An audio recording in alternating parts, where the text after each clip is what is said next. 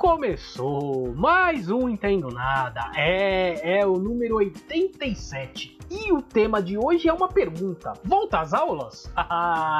Tema este que será apresentado por este que vos fala, Luiz Rossi, e por ele, ele que foi a inspiração daquela música dos Mamonas que diz assim: tirava E, tirava D, de vez em quando um C, Flávio Santos. Muito bom dia, boa tarde, boa noite a você que está nos ouvindo, porque este é o Entendo Nada Podcast e é mídia streaming. Você ouve onde, como e quando quiser.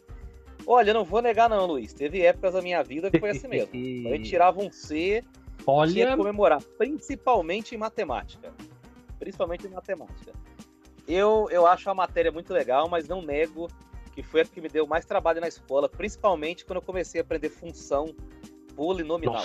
E eu vou te falar, esse negócio é assustador. Quando começa, é como dizem no Facebook, quando começa a misturar número e letra... Não, o negócio vai longe, nossa. A gente não sabe se é português, se é matemática, vai longe. Mas você fez essa brincadeira, não é à toa. Você vai anunciar nossa convidada daqui a pouco. Mas hoje o tema vai ser educação. A gente vai falar com uma educadora, com uma professora, porque esse episódio está indo ao ar dia 18 de outubro, está ficando disponível para você nos agregadores. Mas, uma semana antes, no dia 13, o João Dória anunciou a volta às aulas 100% presencial na rede pública estadual e também na municipal. E essa é a grande questão que a gente vai tentar responder aqui nesse podcast com a nossa convidada. As escolas estão preparadas para isso? Tem espaço físico? Tem preparo até psicológico para isso? Para receber essas salas aí nas redes estaduais e municipais, que tem muitas vezes 35, 40, 45, 50 alunos? É isso que a gente vai responder, entre outras questões, nesse episódio de hoje. Não é, Luiz? Sim. Lembrando que gravamos esse podcast, né, no Dia dos Professores, né, dia 15 de outubro foi gravado, então a gente vai falar sobre isso na entrevista. E vamos falar um pouquinho sobre também a carreira dela, né, da nossa entrevistada, como ela começou, tudo. Falaremos sobre essa questão da volta às aulas, se as escolas estão preparadas ou não para receber, né. E, enfim, falamos sobre muitas coisas, sobre as mudanças no currículo que vão acontecer a partir do ano que vem, que é outra coisa, um tema que não tem sido muito falado, as pessoas não estão debatendo isso, e ocorrerão mudanças importantes. Então a gente aproveitou para falar sobre tudo isso. Ficou um podcast um pouco mais longo do que o normal, mas porque realmente está com muito conteúdo. Bastante conteúdo, ela é uma professora e fala muito bem, explica muito bem tudo que a gente perguntou e tudo mais. Mas, enfim, vamos parar de falar aqui. Eu também vivia tirando C, de vez em quando tirava o C era felicidade, né? Pelo menos nunca repeti. Menos eu nunca repeti. Pelo menos eu consegui passar sempre no sufoco. Falar que nunca repeti. Nunca repeti. Passei no sufoco, mas passei. É isso aí. Mas é isso aí, vamos lá. Carol, é com você.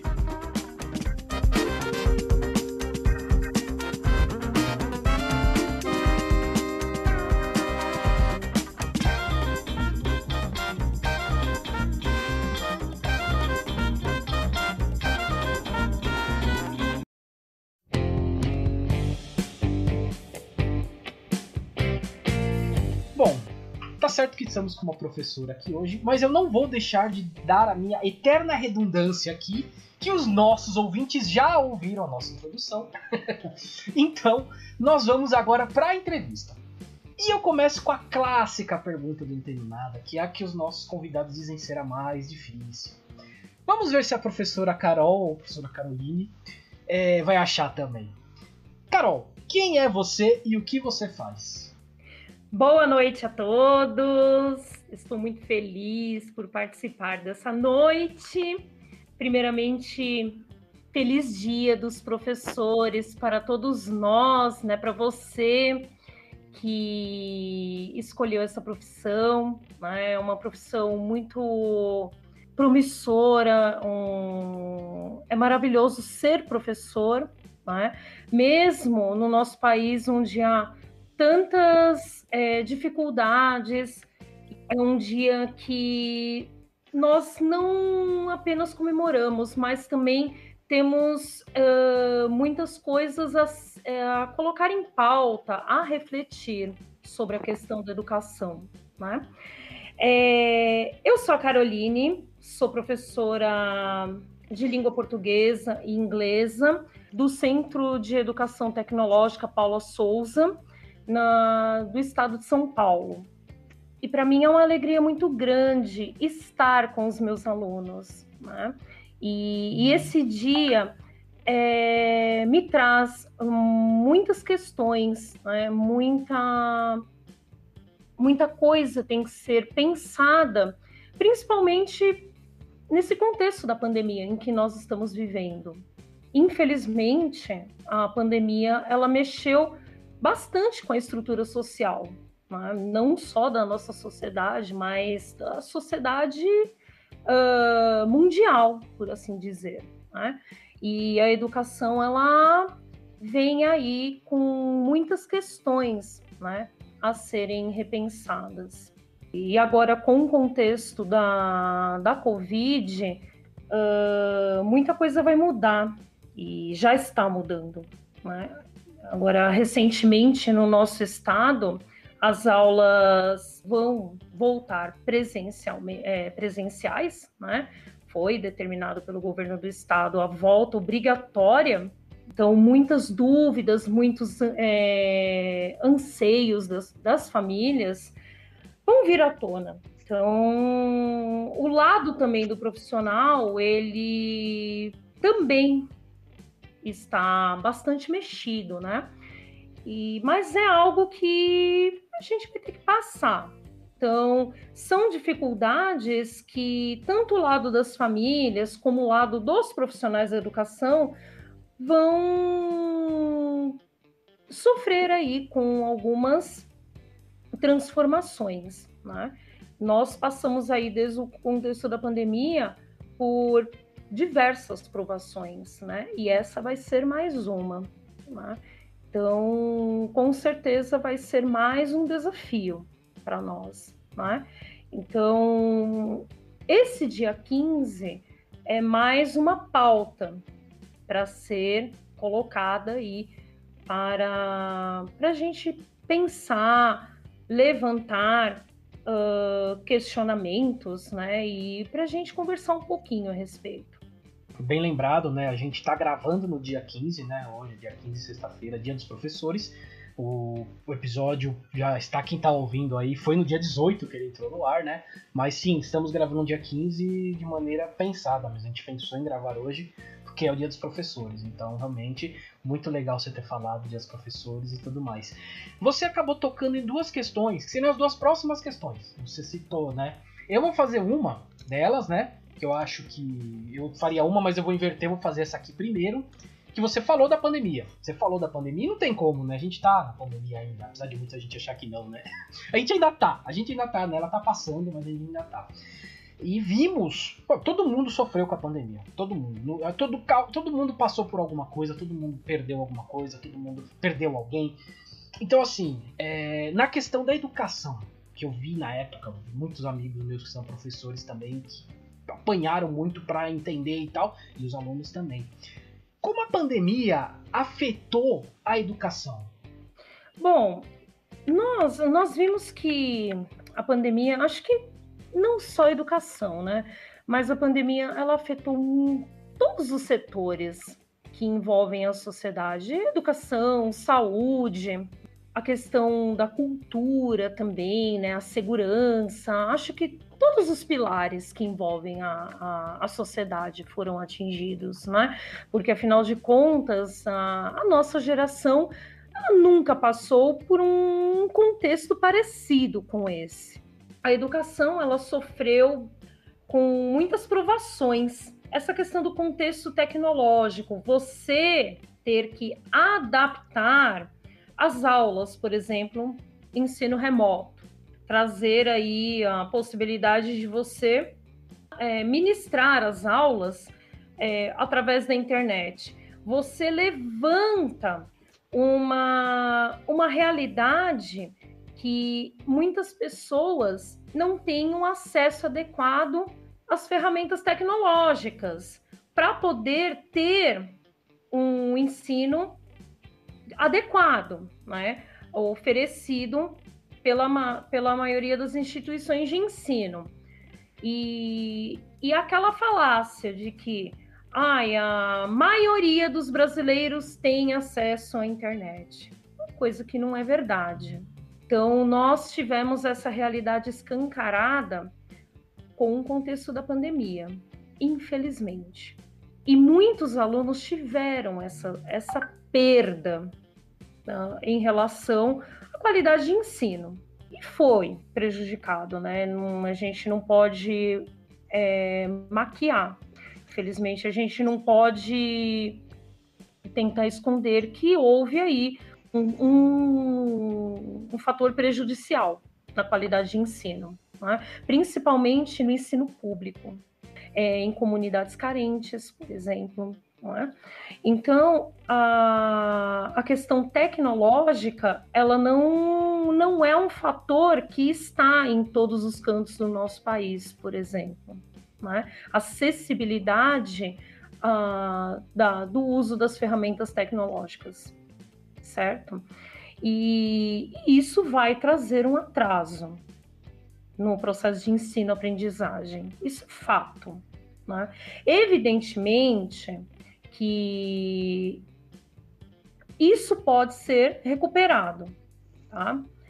Vidas não, né? E isso tem gerado aí até um embate. Tivemos o atraso, só que por um lado, o que é mais importante, né? Educação ou a vida? É claro que no quesito educação, o nosso país ele já sofre aí com grandes baixas na qualidade de ensino, né?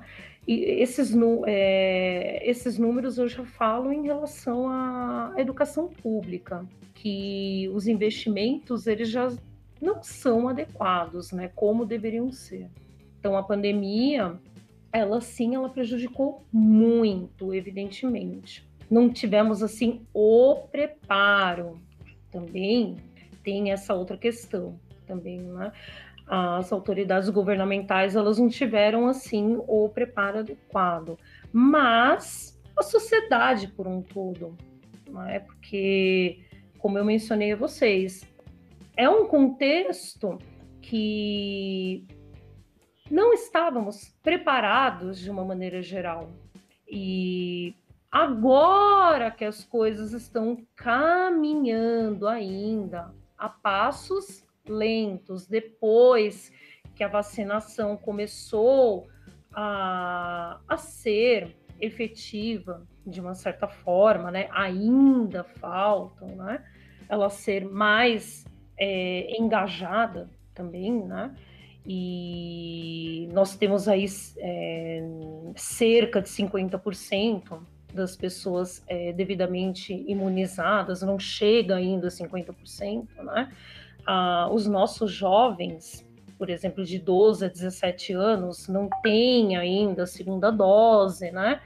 Não tem ainda um efetivo, e essa condição precisa ser melhorada ainda também, né? Então, nós temos questões ainda que precisam ter um avanço. Mas é fato que o processo de ensino-aprendizagem ele foi prejudicado. E nós vamos precisar aí de um certo tempo para ter a recuperação.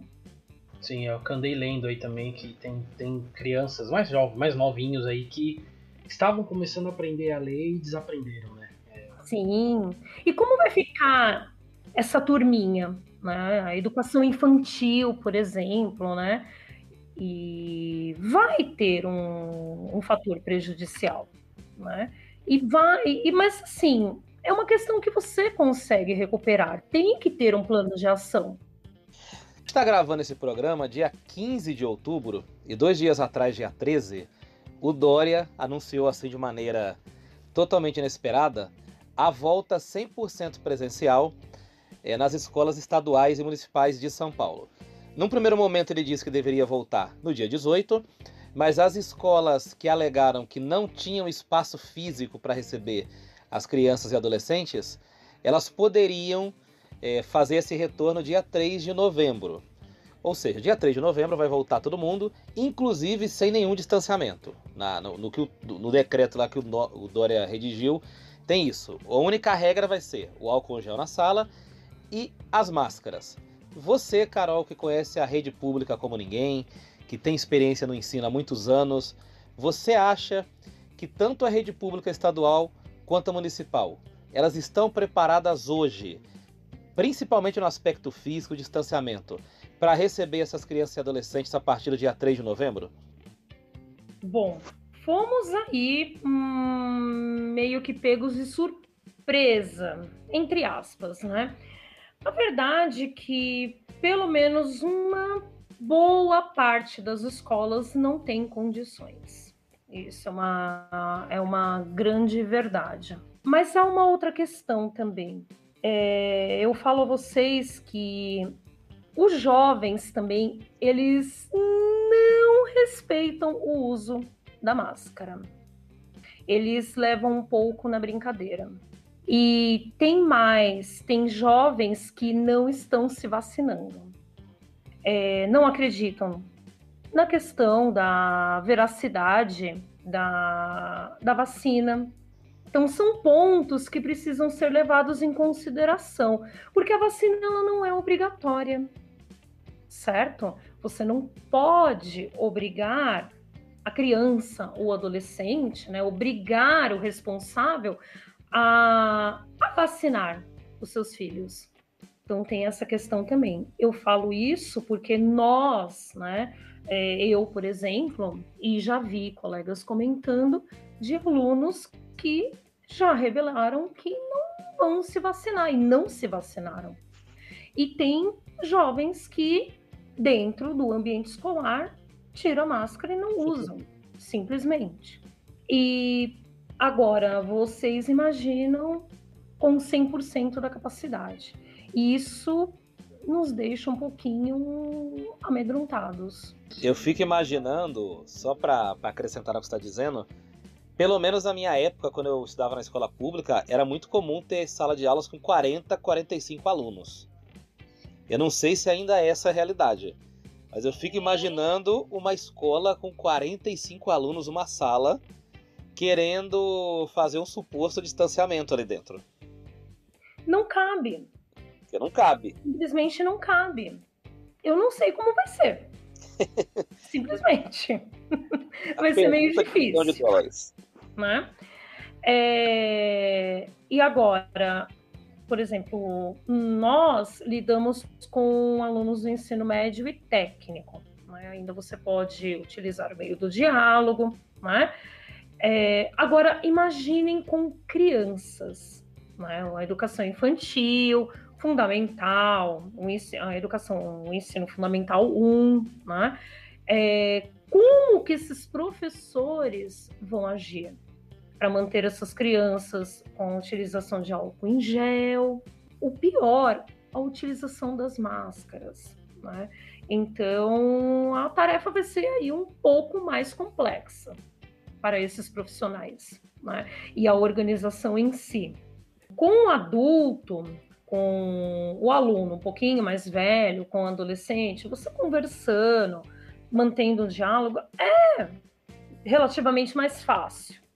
Você não tem assim, uma legislação que você pode requerer a apresentação do cartão da vacinação, infelizmente. Seria uma solução, seria uma das soluções. Eu acho que seria uma necessidade de sair algum tipo de decreto, alguma coisa assim, para estabelecer algum tipo de segurança dentro das escolas, uma segurança sanitária para os profissionais, não só professores, mas para o pessoal do administrativo, para todo mundo que atua dentro das unidades escolares. Né? E talvez também criar um dispositivo para o professor e a coordenação, o pessoal da escola em geral, ter autonomia. Não para punir o aluno, talvez não seja essa palavra, mas para obrigar, de certa forma, o aluno a trazer esse cartão, a usar máscara, porque apelar só para o bom senso, a gente está no Brasil, a gente sabe que às vezes não funciona isso. Não funciona, porque muitas empresas, as empresas privadas, elas não exigem carteira de vacinação. Sim. Quando contrata alguém. Então, né? Eu acho que seria aí uma medida que que iria auxiliar e até evitar um crescimento até da pandemia. Sim. Isso ia facilitar muito até para o pessoal da área da saúde, para não ter um crescimento ou até o surgimento de outras cepas. Sim, verdade. Né? E isso é para evitar coisas lá na frente, é ter uma visão futura. É um mecanismo preventivo, porque as aulas presenciais, um dia elas têm que acontecer.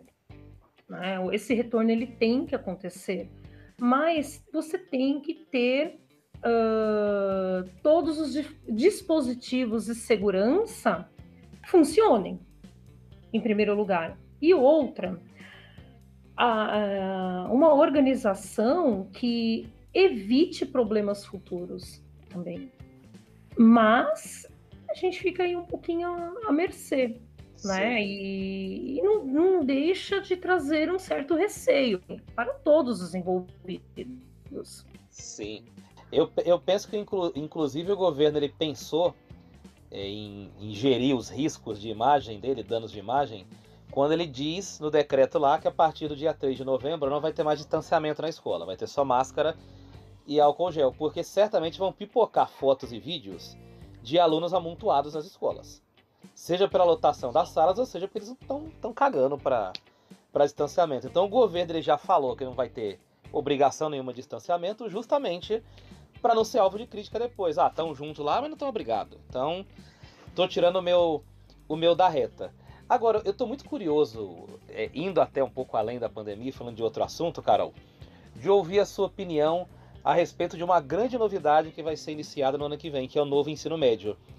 Eu conversei com alguns professores, e eu queria até que você me tirasse essa dúvida também, e eu vi muitos professores reticentes e avessos a essa novidade, de transformar o ensino médio no ensino meio profissionalizante, meio direcionado para a vocação do aluno, de ele estudar profissões como turismo, jornalismo no ensino médio. Eu vi muitos professores reticentes com isso. Eu queria saber de você se você é favorável a essa mudança do novo ensino médio e se também a categoria ela também é um pouco reticente e avessa a mudanças. Eu tenho essa curiosidade. Bom, olha, eu acho assim que o professor ele é sempre avesso a mudanças. Mudanças, elas sempre vão ocorrer porque nós temos que dançar conforme a música, as mudanças que ocorrem na sociedade. Mas, por um lado, o que acontece, né, em relação ao tocante do ensino médio? Por exemplo, nós, no Centro Paulo Souza, nós temos ensino médio nas ETECs, né? Por exemplo, temos o itinerário informativo, que é um novo ensino médio que já entrou a partir deste ano. Eu mesma já dou uma disciplina diferenciada neste ensino médio, uma disciplina chamada Estudos Avançados em Linguagem, em Ciências Humanas. É um ensino médio voltado para ciências humanas. Então, o foco, por exemplo, deste ensino médio, as disciplinas são mais focadas em ciências humanas. Essa disciplina que eu dou, por exemplo, eu sigo um material e as próprias editoras, por exemplo, Editora Ática, Moderna, Scipione e tantas outras, já estão focando os livros didáticos moldando em projetos. É uma disciplina de projetos. Então, o que a minha disciplina trata? Trazendo situações do cotidiano, trabalhando com a questão da linguagem. Então, a gente tem sempre um assunto dentro de projetos, né? E ele vai envolvendo a interdisciplinaridade. Você pode envolver outras disciplinas também. Nós temos outros outros ensinos médios que estão junto com o técnico, né, que é chamado MTech. Você tem o ensino médio acoplado com um ensino técnico. Então, o aluno sai com 2 diplomas. Então, é uma maneira interessante, porque, ao mesmo tempo, o aluno ele aprende uma profissão, Eu acho que depende muito da estrutura, como é feito, né? E como vai ser, né? Dependendo como as escolas da Secretaria de Educação, porque nós não somos regidos pela Secretaria de Educação, né? O Centro Paulo Souza é uma autarquia do Estado. E como que a Secretaria de Educação vai acoplar? Se vão ser disciplinas, se vai ser um curso junto com o ensino médio, tudo vai depender, né? Não pode ser uma coisa jogada também. Vai trazer o quê? Uma forma de o aluno aprender uma profissão? Porque se for dessa forma, é válido. Mas qual que é o receio? O que se tem muito na cabeça, né? Que outros professores vão perder aulas. Porque você tem um número de X na carga horária do ensino médio. Então, não é para acontecer, você não pode perder essa carga horária, né? Isso significa você tirar das disciplinas tradicionais, né? Porque ainda você tem aquele ensino médio tradicional que você vai utilizar para avaliações como o Enem, para você fazer um exame como um vestibular, né? Então nós temos ainda essa necessidade. Então, não é interessante você retirar disciplinas, evidentemente que não, porque você tem essa necessidade em relação ao ensino médio tradicional. Então, você não pode sacrificar disciplinas que são importantes, porque vai fazer falta lá na frente. O que é interessante é você acoplar mais coisas, por exemplo, oferecendo disciplinas técnicas. Né? Talvez isso seja interessante. Esse ensino médio, por exemplo, que nós temos voltado para a área de humanas, né? Ele teve uma pequena redução na carga horária, mas ele não deixa de oferecer as disciplinas que fazem parte da área de exatas. Ele não oferece o ensino técnico, digamos assim, né? Ele é um ensino médio comum, só que ele dá ênfase com uma maior carga horária para as disciplinas de humanas e oferece essas de projetos, né? Por exemplo, aqui eu faço parte, que eu ministro. É algo que tem que ser muito bem pensado, não dando defasagem a áreas do conhecimento que o aluno tem necessidade de ter no seu currículo, né? Porque lá na frente é cobrado. Né? São conhecimentos que são necessários. Agora, o que precisa ter muito bem pautado é realmente a formação em si. Porque, querendo ou não, nós ainda precisamos, né? E em relação à questão do não só a formação humanística do aluno, mas também a processos seletivos que ele vai ter futuramente. Uma coisa que você falou aí, que também tem que ver como vai ser colocado isso, como vai ser estruturado isso, né? Enfim, pensado. Acho que essa é a grande questão. A gente... Escola pública, eu que sou da escola pública, o Flávio acho que também estudou a vida inteira, a gente sabe que, né? Eu até quando chegar, a gente vai falar aqui um pouco dos nossos professores, eu até vou dar um exemplo do que era escola pública. Eu não tive geometria, eu não sei até hoje nada de geometria, seno, cosseno, eu não tive isso na escola. Era pra ter tido. E são conhecimentos, Luiz, super importantes. Mesmo eu sendo da área de letras, eu não posso virar para você e falar, olha, vamos diminuir ou retirar biologia, por exemplo, genética. Não. É super importante Não. você ter os conhecimentos básicos, entendeu? Não tem como. A própria geometria que o Luiz falou aí, quando você vai comprar um apartamento na planta, quando você vai comprar um terreno, você usa geometria. Você usa metragem. E às vezes a pessoa vai comprar um apartamento, por conta dessa deficiência, ela não sabe calcular um metro quadrado. O corretor fala lá, tem tanto de metro quadrado aí, o cara engola porque não sabe conferir. Vai o que vai, né? Então é um exemplo prático de como vão usar. Vai o que vai.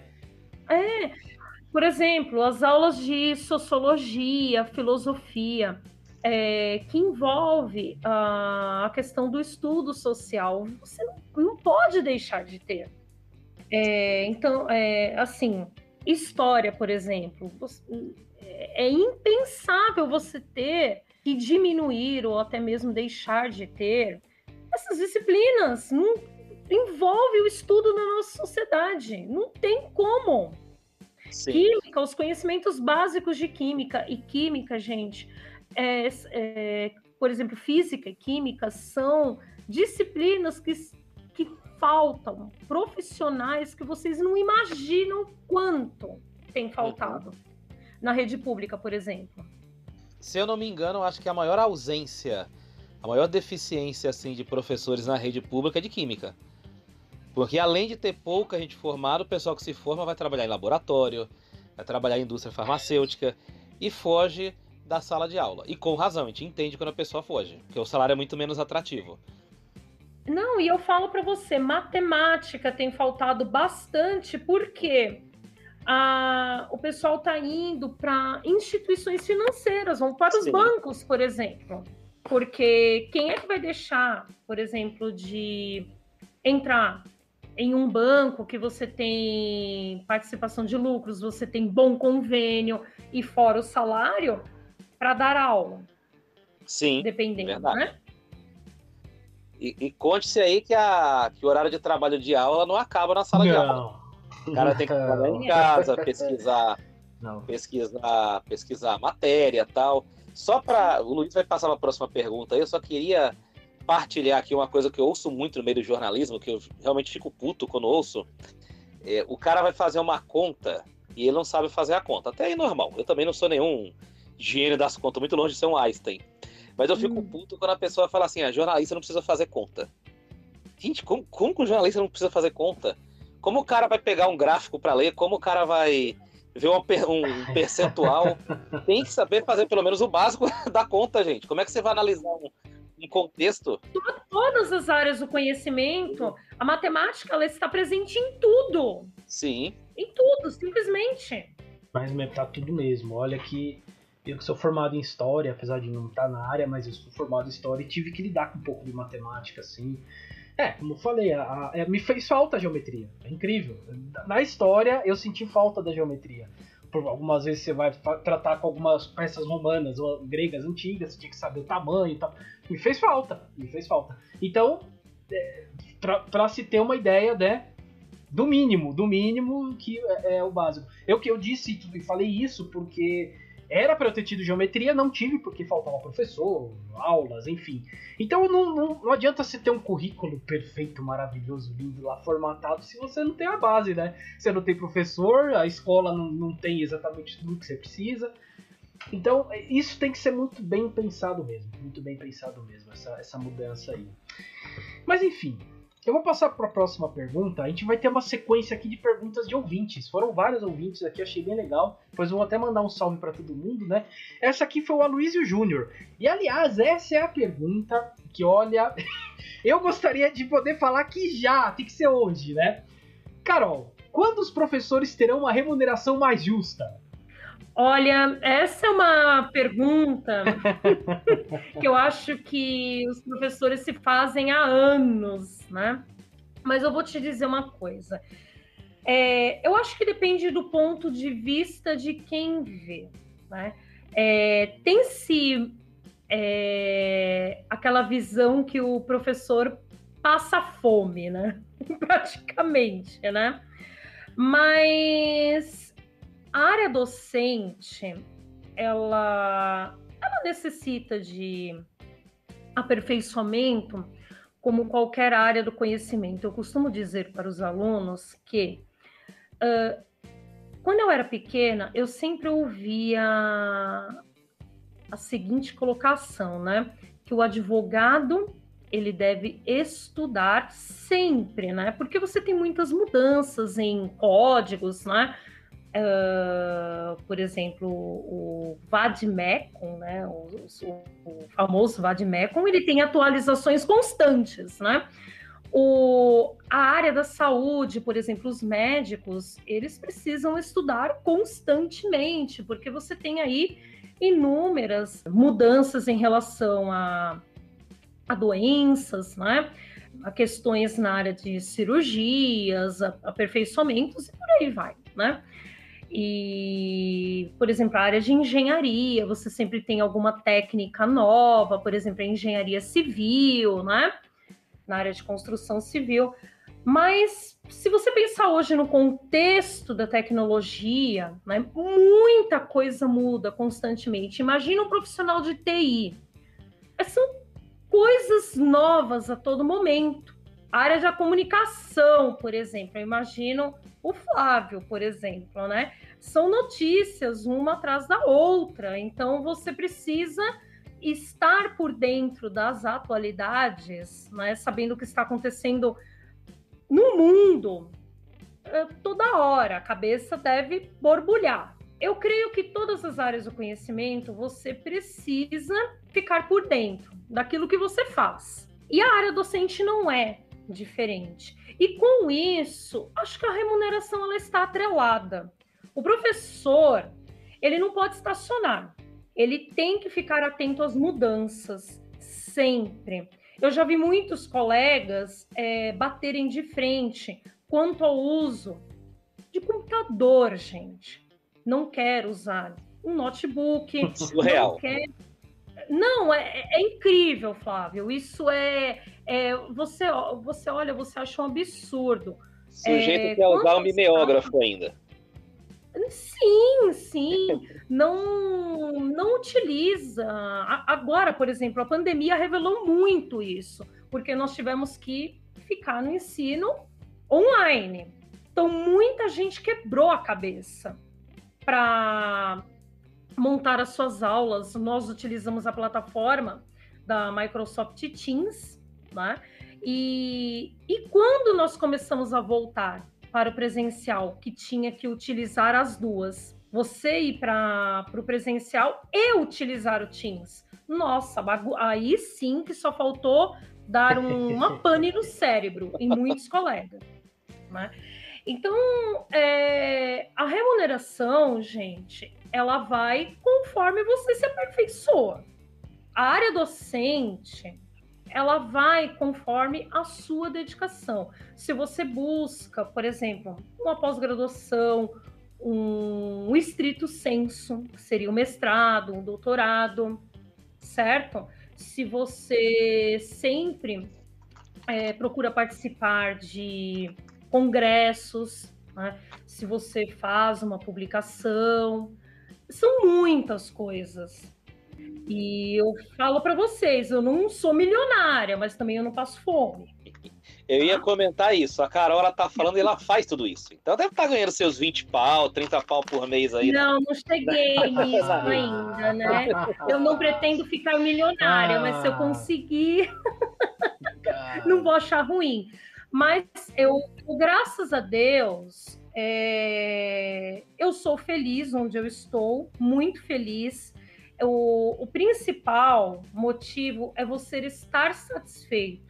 Eu nunca desrespeitei nenhum aluno meu. Eu acho que a dose é você respeitar o seu público, que você vai ganhar no respeito.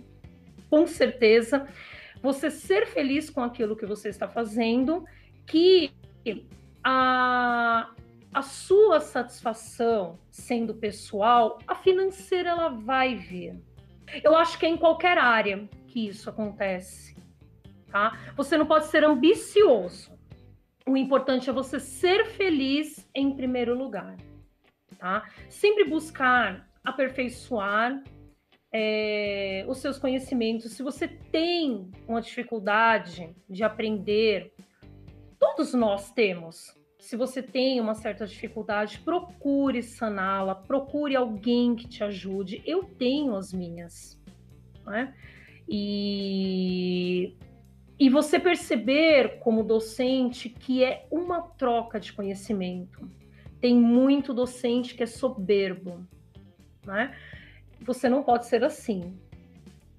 O professor, ele realiza troca de conhecimento com os seus alunos. Você aprende e, ao mesmo tempo, você transfere o conhecimento. E você cria um ambiente gostoso para trabalhar. Um ambiente de troca mútua. E toda a satisfação que você espera ter, ela vem.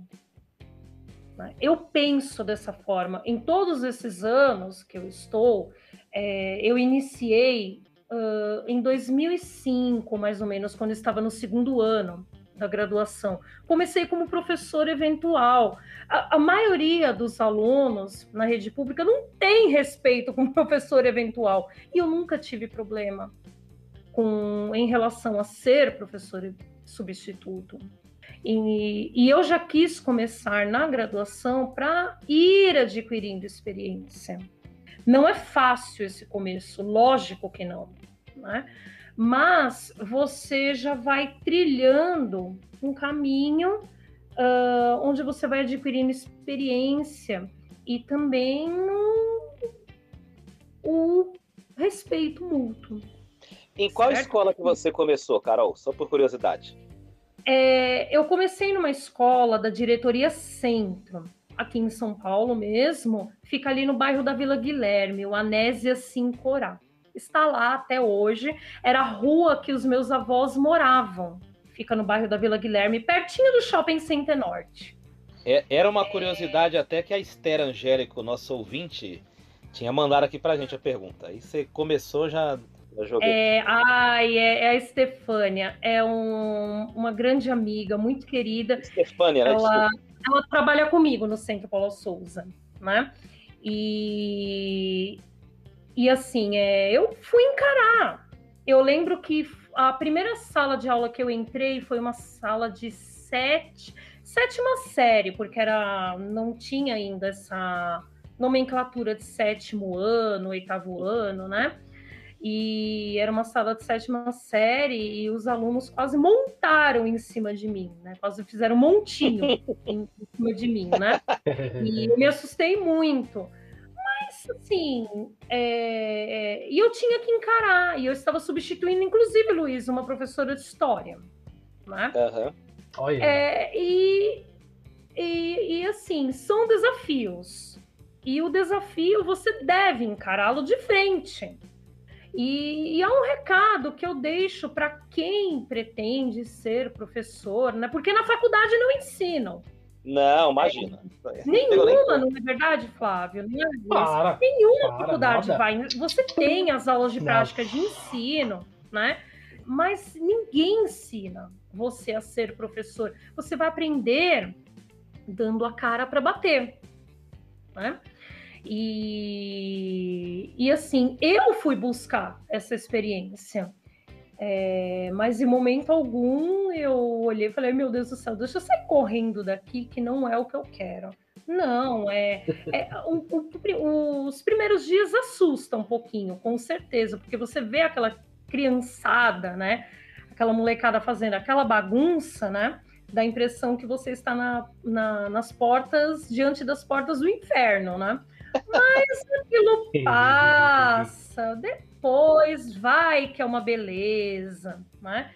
Mas também não digo que é fácil, porque não é. Realmente não é, né? São momentos, são desafios que você encara no dia a dia. Né? Você, Carol, a Natália Soriano, ela tinha mandado uma pergunta aqui. Você tem um conselho para aqueles que pensam um dia lecionar? Você deu um baita conselho aí agora para essas pessoas, para as pessoas não desistirem, encararem o desafio. Além de ser minha teacher, que me acompanha nas nossas aulas de inglês, é uma grande amiga, ela é uma pessoa maravilhosa, ela é sensacional, é uma excelente professora. E é esse conselho que eu dou. Todo desafio tem que ser encarado de frente.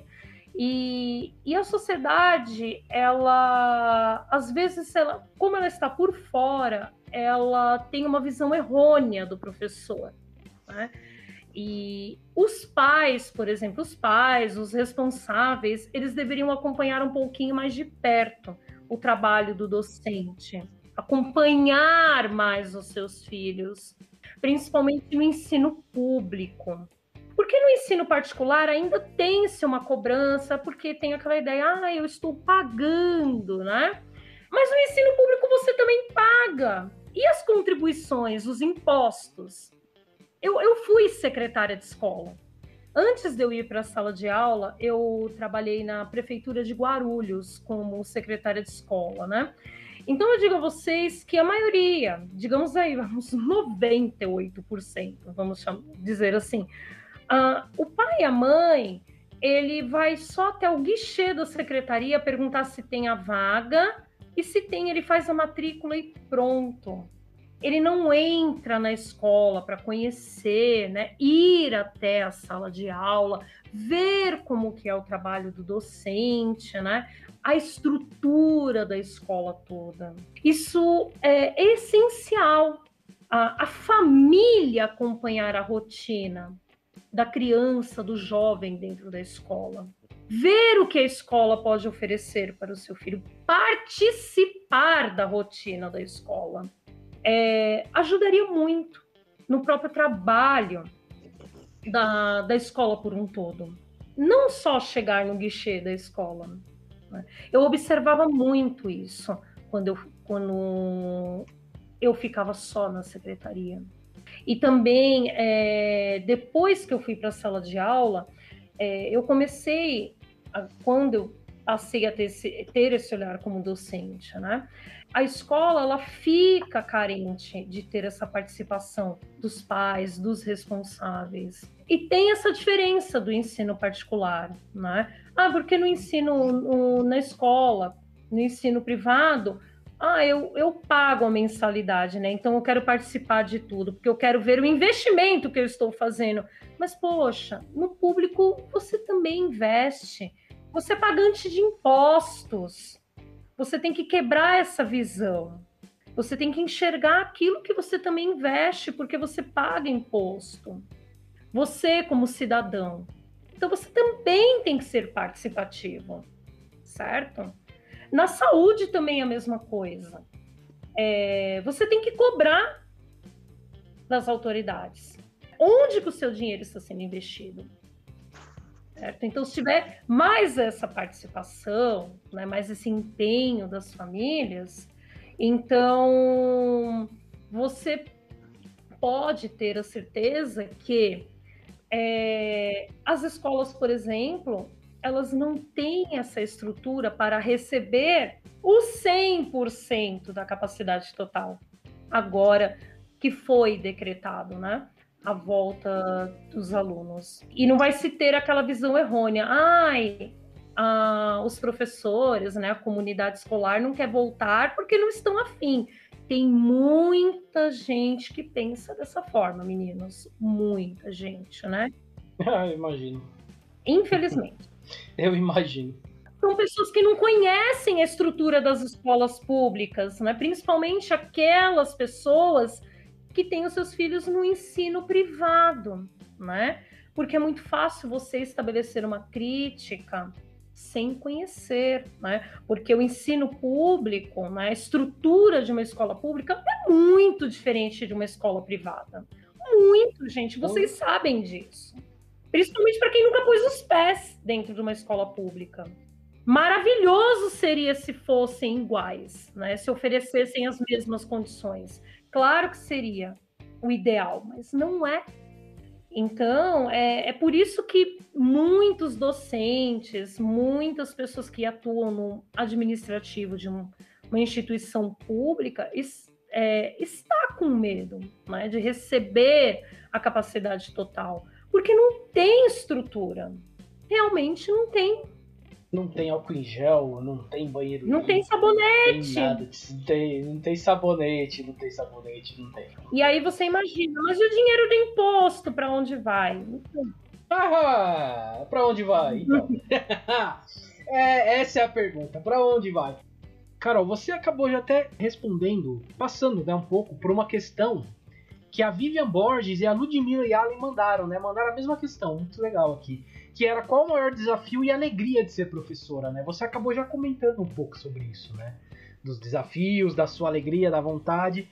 Então, eu vou passar para uma pergunta que também foi de ouvinte, que é da Pamela Cristina Albino e da Natália Soriano. Que é quando e como você decidiu ser professora e o que te motivou a essa escolha? Olha, quando eu era pequena, meu vozinho sempre dizia que eu ia ser professora. Quando ele me via pintando, respondendo aquelas revistinhas, o meu pai comprava muito para mim aquelas revistinhas de tipo o almanaque de férias da Turma da Mônica, né? Que eu adorava fazer os passatempos, né? E sempre gostei das revistas de pintura também. E aí ele falava, ainda eu vou te ver como professora. Ele sempre falava isso para mim, né? E quando eu era adolescente também, eu falava, não vou ser professora. Acabei indo, né, para docência. Não sei te dizer direito o que me motivou. Mas eu sempre gostei muito de literatura, sempre gostei muito de ler, né? De história, é uma área também que sempre me chamou muito a atenção. Então foi algo que acabou me levando para a área de letras, principalmente a área de literatura. Sempre gostei muito de bibliotecas. Eu acredito que a biblioteca é um local que aguça muito a sua imaginação. As livrarias também, né? É um local que eu sempre gostei de ficar horas e horas, as bibliotecas, as livrarias, né? Folheando os livros. Então foi algo que foi me hipnotizando. E o que me chamou muito a atenção para ingressar na carreira de letras. Tanto que a área de história, quando eu dou alguma aula de literatura, eu sempre caso muito as questões históricas, né? Quando eu aprofundo algum assunto de literatura, né? História é uma paixão também que eu tenho muito, principalmente a história do Brasil. Sempre foram disciplinas que eu sempre gostei muito na escola. Os livros sempre foram a minha paixão. E meu pai sempre pegou assim muito no meu pé em relação à questão da leitura. Sim, o meu pai sempre foi um pai que sempre foi rigoroso em relação aos estudos. É algo que eu não posso me queixar, foi essa presença dele em relação à importância da escola, principalmente aos livros. E foi algo que foi me cativando bastante.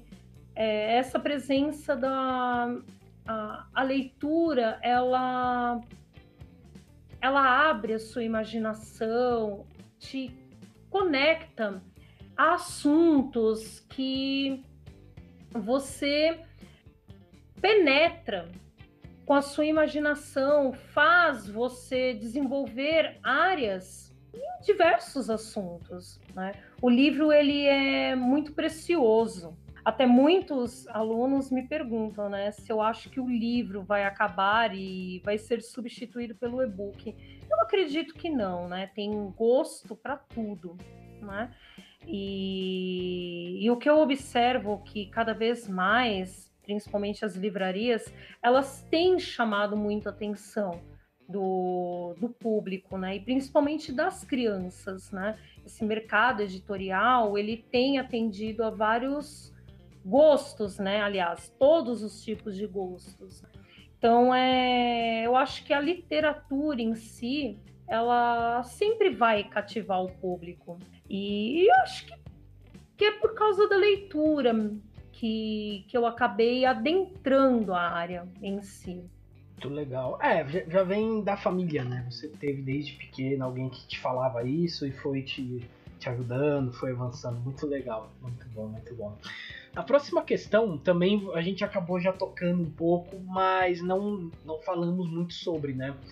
Que é a questão das gerações atuais serem totalmente ligadas à tecnologia, né? E como que é lidar dentro de sala de aula com isso? Olha, a tecnologia ela está aí. Nós não podemos fugir dela, né? Aquilo até que a gente comentou agora há pouco, né? Que há muitos colegas que batem de frente com a questão tecnológica, né? E até o Flávio comentou que é surreal, principalmente quando o professor tem que usar o computador.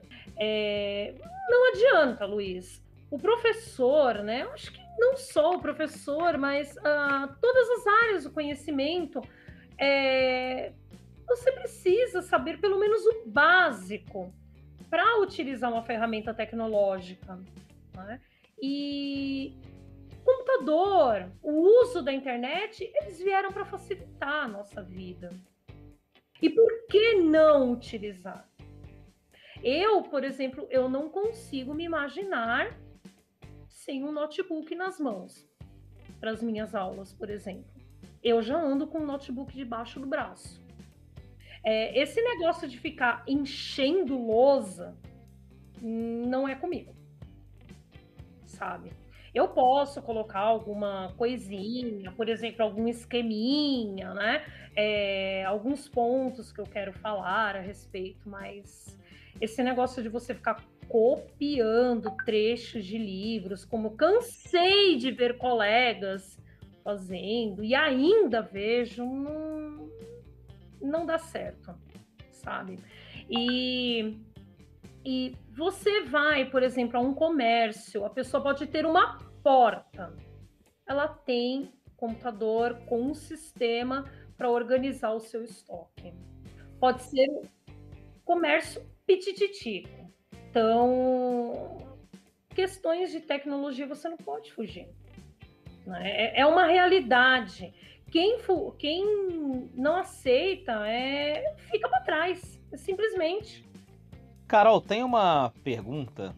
Aliás, tem um tema que a gente vai abordar nessa pergunta que eu acredito que afaste muita gente de sala de aula, muita gente que pensa em dar aula, e isso assusta as pessoas, que é a questão da disciplina na sala de aula. Tem gente que se visualiza na faculdade estudando, mas tem pavor de entrar numa sala de aula cheia de adolescentes e crianças. E você até contou em off aqui a sua primeira experiência, né, quando você entrou na sala de aula, tal, no 7º ano. Hoje, do alto da sua experiência de muitos anos lidando com crianças, adolescentes, adultos, qual que é o segredo para manter a disciplina numa sala de aula? Como que você faz? Olha, principalmente quando você lida com jovens, você também tem que ter um espírito jovem. Não adianta você ter uma postura rígida.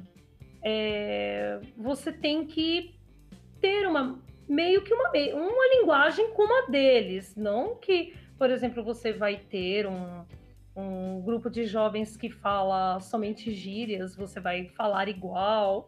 Não é dessa maneira, mas você tem que procurar entender como que aqueles jovens se comportam, certo? Para você trabalhar de acordo com aquele público que você tem. E você ter uma certa proximidade. Não é fazer amizade também, veja bem, tá? Você se aproximar daquele público que você tem, você conhecer o seu público, certo? O professor, ele não pode ter um distanciamento daquela turma, daquele grupo que ele vai trabalhar. Você tem que ter uma aproximação e procurar conhecer aquela turma que você vai trabalhar, que você vai ministrar aula. Não é? Você não pode tomar uma posição de um estranho, porque afinal de contas, pegue, por exemplo, uma turma de 1º ano do ensino médio. Poxa, você vai ficar o ano inteiro com aquele pessoal, com aqueles jovens. Por que não tentar uma aproximação? E primeiro lugar, você ter respeito com aqueles meninos.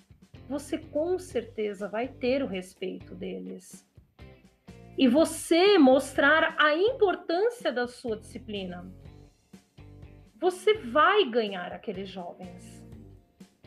É muito importante você ter aproximação com o seu público, conhecer aquela realidade que você vai lidar naqueles 50 minutos, e se for uma disciplina que você tem 2 aulas seguidas. Não é apenas você entrar, dizer um bom dia, boa tarde, hoje nós vamos trabalhar tal tema. Você tem que conhecer o seu público. Não é ter um distanciamento como se tivesse um muro na sua frente. Então, eu procuro sempre conhecer o tipo de público que eu tenho em mãos, em todos os lugares. Gente, eu trabalho em 5 escolas. Eu estou em 5 ETECs. Claro, eu não tenho muitas turmas em cada uma delas. Tem escolas que eu tenho uma turma só. Mas todas eu conheço onde eu estou pisando. Conheço meu público. Desde o primeiro dia que eu inicio com uma turma. Eu tenho um bate-papo, eu procuro conhecer o que eles fazem de uma forma geral, né? Eu quebro aquele clima, né? Aquela estranheza que tem de ambas as partes. Alguém tem que fazer isso. E por que não começar pelo professor? Eu lido com turmas do técnico que tem, Flávio, um público diferenciado, né? Um público misturado de jovens, adultos, tem um pessoal mais velho, né? O ensino médio, nós já sabemos que é a turma de adolescente, mas o técnico, por exemplo, você tem pessoas de diferentes idades, diferentes realidades também. Então, você procure conhecer o seu público, certo? Se você chega na escola, por exemplo, você é um professor novo na escola, já procure conhecer o ambiente, procure já conhecer a escola. Não chegue com medo. Né? É um desafio? É lógico que é um desafio. Né? Mas encare esse desafio como algo positivo. É um trabalho como qualquer outro. Você vai lidar com pessoas. O professor que não quer lidar com pessoas, né, que não está pronto para lidar com pessoas, é um pouquinho complicado para trabalhar. Gente, olha, lidar com educação, saúde, com os pilares da sociedade, digamos assim, né, que é sociedade, educação, segurança, todo tipo de trabalho que você vai lidar com pessoas, que eu acho difícil não ter um tipo de área que você não lide com pessoas. Claro, tem áreas que você vai trabalhar com quantidade maior de pessoas, outras com uma quantidade menor, mas todas as áreas você lida com pessoas. As pessoas têm aí um certo grau de complexidade, mas você tem que estar pronto. A educação, a saúde, você tem que estar preparado para lidar com o público. E quem está na faculdade se preparando num curso de licenciatura e não tem ideia como é a sala de aula, vá conhecer. Verifica como que é dentro da escola. Os alunos não arrancam um pedaço. São sapecas, digamos assim. Né? Eu brinco com os meus adolescentes. Falo, vocês são sapecas. Eles são jovens, têm energia. Eu falo adolescentes porque eu nunca lidei com crianças. Eu não sou da área de pedagogia. Mas todos nós já fomos crianças um dia, já demos trabalho para os nossos pais, para os nossos professores. Mas lidar com o público realmente é complexo. O que você está dizendo aí me chamou bastante a atenção, que você usou bastante a palavra público. O professor, ele é um comunicador, em sua essência. Ele não é só um instrumento que transfere conhecimento e deposita num baú, que às vezes é chamado de aluno. Não, o professor é um comunicador. E pensar em estratégia de comunicação, que foi o que você disse aí. O que você fez aí foi elencar uma série de estratégias de comunicação. Conhecer o público, que é uma coisa que se faz em marketing, quando vai vender um produto. Conversar com o público para conhecer a sua linguagem, o que ele gosta, que é uma coisa que se faz em marketing, jornalismo, em várias áreas de comunicação. Você veja como a importância do professor é grande. O quanto de qualidades ele tem que ter, e às vezes ele tem essas qualidades de vários ramos profissionais e nem percebe. Nem percebe. Você vê como o professor é um... Isso você não aprende na faculdade, é uma Sim. essência da pessoa. Eu acredito que a pessoa tem essa essência. Sim, verdade. Verdade. Agora... E você vai transformando no dia a dia também. Sim. Agora, você falou bastante de comunicação aí, e aí eu quero saber de você o seguinte: pessoas tímidas conseguem dar aula, Carol? É possível uma pessoa tímida, retraída, entrar numa sala de aula e dar uma aula, escrever um quadro, conversar com alunos? É possível isso? Eu acredito que sim, certo? Porque a timidez é algo que você pode trabalhar. Eu era uma pessoa tímida, não parece, eu sei. Você vai dizer, você é tímida? Vou me abster de comentários.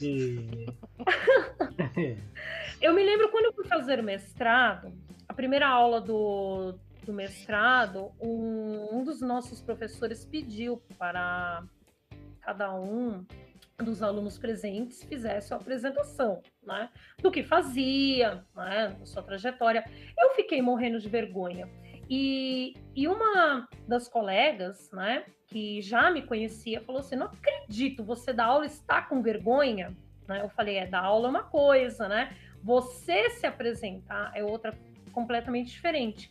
E eu fiquei morrendo de vergonha, eu só faltei me enfiar debaixo da carteira, né? Mas foi aquele momento. Aí, isso foi o quê? Em 2014. Agora, o ano passado, eu tive que apresentar a minha monografia de uma pós-graduação que eu fiz, um MBA. E foi virtual. Né? Era para ser presencial devido à pandemia, né? Eu tive que apresentar online. Eu fiquei morrendo de vergonha. Eu prefiro que seja presencial. Eu só faltei me enfiar debaixo da minha mesa. Eu fiquei morta de vergonha. São situações. Uma pessoa tímida, ela pode desenvolver a sua desenvoltura, evidentemente. Eu fui quebrando isso ao longo dos anos. Né? A profissão me ajudou muito, muito. Né? Com os próprios alunos. Eu era uma pessoa muito retraída. Eu só faltava me esconder atrás da minha mãe, por exemplo, quando eu saía com ela. É algo que a pessoa pode ir trabalhando aos poucos, com contato com outras pessoas. Comigo, por exemplo, foi durante a trajetória profissional. Mas as práticas sociais, a interatividade, vai ajudando muito. Embora tem algumas dinâmicas que a pessoa pode realizar, algumas atividades em grupo que ajuda bastante. Mas o dia a dia acaba ajudando. Tenho alguns colegas que são bastante tímidos, né? Alguns colegas que atuam comigo, que eu já observei, que são bastante retraídos e são professores excelentes. Que eu acredito que a timidez não atrapalhe. Tem pessoas que são mais espontâneas. Eu sou mais espontânea, falo bastante. Tem pessoas que são diferentes, que já falam um pouquinho mais baixo, que não usam as mãos para falar. Depende de pessoa para pessoa. Mas uma pessoa tímida, sim, num primeiro momento pode ficar um pouquinho retraído, mas depois vai engajando o assunto. A timidez não é um problema para quem quer seguir na docência. Não é um impeditivo. Eu posso falar por mim aqui também, que toco o programa aqui, mas sou tímido pra caramba também. Não Olha, sou não assim, parece. não parece, todo mundo fala, não parece, fala, eu sou tímido também. Se vier fazer uma apresentação de falar de mim, é a pior coisa que tem. Não, e eu falo pra Nossa, você, muito Luiz, difícil. que eu tinha vergonha até de falar no telefone. Por exemplo, se eu tivesse que fazer uma ligação, até isso eu tinha vergonha. Sim. Né? E isso porque eu não tô olhando pra cara da pessoa. Isso, exatamente, você tá só aqui. Sabe? Uma coisa assim que é ridículo, né? Se você for ver bem. Mas, dependendo, eu não pegava nenhum telefone. Mas, assim, a timidez, para quem quer dar aula, não é um impeditivo. Muito pelo contrário. Eu acho que ajuda e bastante. E eu acrescento para vocês ainda. Agora, com o contexto da pandemia, tem muitos cursos que vão funcionar online, né? A pessoa, dependendo da instituição que ela for trabalhar, não tem a obrigatoriedade de abrir a câmera. Por exemplo, depende da instituição. Ela pode trabalhar somente com a voz. Então, também aí se ela não quer aparecer com o rosto, é uma maneira também de, se ela se sentir retraída, né? E é um mercado, né? É um mercado que vai crescer bastante de cursos online. Aliás, já está crescendo, né? Já tem bastante site de curso online. Muito mesmo, muitos cursos aí. Bom, a gente falar um pouquinho de timidez aqui. Tem mais uma questão aqui, ó. Essa é a questão que eu acho que é a questão polêmica da noite. É normal alunos se apaixonarem por professores? Eu confesso que quando eu vi essa questão, né? Eu até comentei com o Flávio, você quer me fazer passar vergonha mesmo, né? Exato. A ideia é essa. Tô brincando. Olha, eu nunca, em todos esses anos, eu nunca recebi, assim, uma cantada direta, né? Uma declaração, né? Se houve, né, assim, se algum aluno, né, de repente se apaixonou, né, não sei, né? A mim, diretamente, nunca se revelou. Mas eu já tive muitos alunos, né, maiores, né, adultos principalmente, né, casados, né, ainda tenho, né, eu já tive do ensino superior também, né, sempre me trataram com muito respeito, né, nunca tive nenhum tipo de problema em relação a isso, mas é algo que ocorre. Já ouvi histórias de outras colegas, né? Também de colegas que estudaram comigo, né? De alunas, né? Assediando também, né? Eu já ouvi, assim, algumas histórias de arrepiar os cabelos, né? Mas em relação à minha pessoa, não. Por enquanto, não. Né? Por enquanto, não. Até agora, não. Por enquanto não. Ai. Mas enfim, a gente tá chegando aqui pra última pergunta. E eu achei essa aqui a gente colocar pra nós três respondermos, né? Eu vou começar com você, claro, né? Pra você responder primeiro. Que é assim, estamos no Dia dos Professores, já falamos isso lá no começo da entrevista. Então, todo mundo tem aquele professor, aquela professora que marcou a vida, né? Carol, você tem algum professor ou alguns professores que você lembra assim, que te vem à cabeça, que te marcaram? Olha, eu tenho alguns sim, na época da escola tive tenho o professor Pedro Paulo, professor de biologia do ensino médio. Foi um professor que pegou muito no meu pé, muito, mas é um excelente professor, eu guardo com muito carinho no meu coração, né? Nós temos, assim, professores que, quando nós somos jovens, nós achamos que os professores são chatos, que eles querem o nosso mal, que eles querem nos encher o saco. E quando nós ficamos mais velhos, amadurecemos, aí nós temos uma outra visão, que eles só querem o nosso bem. Eu procuro falar isso para os alunos.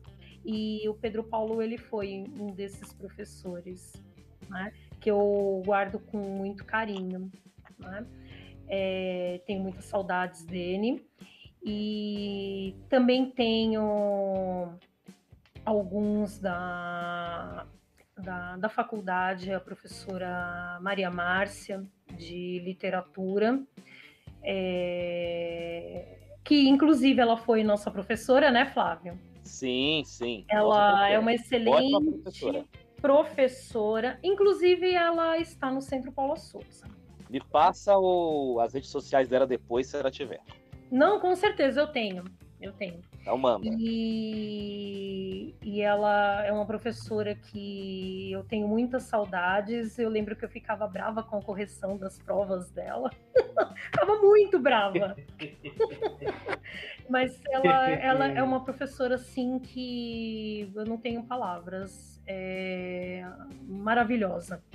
Uma professora excelente. E eu guardo os ensinamentos dela com muito carinho também. E tenho a minha primeira professora do pré, a professora Elaine. Ai, se eu achasse nas redes sociais. Eu gostaria muito, muito de localizá-la. Foi a minha primeira professora. E eu tenho a foto dela guardadinha comigo. Eu era pititica. Eu tenho muitos professores, mas esses, assim, são os principais. E eu espero também marcar a vida de alguém. Aí, de vez em quando, eu encontro alguns alunos que foram os meus alunos no estado. Vira e mexe, eu encontro na rua, né, perto das escolas que eu trabalhei, né? Já encontrei no metrô também, né? Sou muito bem recebida, com abraços, beijos, né? E nas redes sociais também, eu fico muito feliz. E principalmente quando eu vejo quando eles estão bem encaminhados, terminando suas faculdades, trabalhando, né? Para um professor é uma satisfação muito grande ver que você contribuiu pelo menos um pouquinho para a trajetória desse aluno, né? Para mim é uma honra muito grande saber que essa pessoa está realizando o seu sonho, está construindo a sua história. Eu fico muito orgulhosa. Eu tenho alguns alunos que eu acompanho, eu tenho alunos da ETESP, inclusive, que estão se formando em medicina. Eu fico com um orgulho, gente, tão grande, sabendo que o curso de medicina no nosso país é tão difícil de conseguir uma vaga numa universidade pública, né? E eu tenho alguns alunos que estão se formando, né? Para mim é uma felicidade plena, né? E é o que eu desejo para todos os alunos que já foram os meus alunos e os que estão sendo, que eles tenham um caminho de prosperidade, de sucesso em tudo aquilo que eles escolherem. É o meu maior desejo. Flávio, e você? Eu tenho alguns professores, sim, que me marcaram. Eu vou começar por um que a gente entrevistou aqui, que foi o Robson. Você lembra dele, Luiz, que a gente entrevistou? Verdade. No ano passado? Lembro, sim. Ele, além da matéria dele ser muito legal, eu estudei com ele na faculdade de jornalismo, e ele dava aula de rádio. E na época ele trabalhava na CBN. E ele levou a gente a primeira vez no estúdio de rádio, E ele me deu um conselho que mudou a minha visão profissional. Nossa, que respeito do legal. jornalismo. Ele falou assim, eu fui ler um texto lá, e na verdade, na hora que eu fui ler o texto, eu coloquei a folha de lado e não li o texto. Eu falei de improviso. E tava me achando o Einstein da comunicação, né? O gênio, né? Não, tô falando de Você improviso. se achando, imagina. O monstro, nossa, um gênio, né? Aí ele me chamou de canto e falou, você sabia que se fizer isso no seu primeiro dia de trabalho, você vai morrer de fome? Nossa. Porque aquele texto que tá ali, alguém escreveu. Alguém redigiu. E você simplesmente jogou o trabalho do cara no lixo. Você dispensou o trabalho do cara. Então nunca mais faça isso na sua carreira se você for realmente trilhar essa carreira. Porque você vai morrer de fome se você fizer isso num meio profissional. Por sorte você fez a faculdade. E tem alguém para te corrigir aqui. E eu nunca mais esqueci isso. Aí eu baixei minha bola. Até porque eu não sou nenhum fora de série, sou uma pessoa absolutamente comum. E ele me colocou no meu lugar, onde eu deveria estar. Então eu sou muito grato a ele por isso. E se hoje eu tenho uma carreira, é por esse conselho que ele me deu. E eu nunca tive nenhuma inimizade, nenhum problema com ninguém que alertou sobre esse comportamento ruim que eu tinha. Eu também tenho um professor que me marcou muito na faculdade de letras, quando eu cursei com a Carol, uma professora, que foi a Neuza Monteferrante. Eu a ia mulher falar dela agora também. A mulher, além de ser poliglota, falava latim fluente. Sim. E foi a primeira pessoa que me impressionou intelectualmente. Eu falava, cara, a mulher era um baú de conhecimento e me inspirou a sempre buscar mais conhecimento. E eu quero fazer uma menção especial. Eu tive a sorte de estudar em 2 escolas de referência no estado. Sorte não, meus pais foram atrás disso, me matricular nessas escolas. E isso contribuiu para não ser tão burro, né? Sou um pouquinho menos burro por isso, né? Tive Ai, sorte que exagero. de estudar nesses lugares. Que foi na escola Padre Anchieta, que ficava no Brás, e na escola Cidade de Hiroshima, que fica de frente ao Parque do Carmo, em Itaquera. E na escola Padre Anchieta eu tive o professor Ismael, que era o professor de língua portuguesa, e ele era um professor brilhante. Eu gostava muito de vê-lo explicar, e se eu lembro de muitas coisas de português, então cravadas na minha memória, era porque ele tinha uma didática espetacular. Então eu quero agradecer esses professores que atravessaram meus caminhos, que mudaram minha vida para sempre. Obrigado, Ismael, obrigado, Robson, e obrigado, Neuza Monteferrante. Boa, muito bom. E eu vou falar aqui dos meus, né? Eu tava falando lá no meio da entrevista, eu falei um pouco de matemática e tal, que eu lembrei da professora Lucy, né? Que lá pra 5ª, 6ª série, se tem uma coisa que eu entendo de matemática até hoje é equação, porcentagem e regra de 3. Eu me viro com isso daí só. Matemática pra mim é isso. Eu não sei mais nada. Eu não sei mais nada de matemática. Mas isso eu sei fazer. E foi muito por causa dela, que ela ensinou muito bem. Então, regra de 3, porcentagem, eu faço de cabeça as contas que eu consigo fazer. Agora, foi o que eu falei, depois ela teve que sair da escola, não veio outro professor no lugar, não tive geometria, deveria ter tido, não tive. E só fui aprender alguma coisa de geometria bem depois, matemática para valer, em cursos de concurso público ou para entrar em faculdade. Aí eu aprendi alguma coisa. Mas realmente ela marcou bem por causa disso. É interessante que, apesar de eu ser formado em história, eu não tive nenhum professor assim que me marcou em história na escola, mas tive na faculdade, que é o Lincoln, que é um professor de história fantástico, muito bom. Ele teve aula com o Sérgio Buarque de Holanda, pra você ter uma ideia. Nossa, cara... olha que honra, você ter uma ideia, pra você ter uma ideia do tamanho do cara. Ele teve aula com o Sérgio Buarque. Olha, eu não tive mais contato com ele. Se ele não tiver falecido, ele deve beirar aí seus 80 e poucos anos já. Hoje ele deve estar com uns 80 e tantos anos. Ele falava latim também, o Flávio falou do latim, né? Falava latim. Ia nas missas em latim, ele procurava as missas que eram dadas em latim em São Paulo.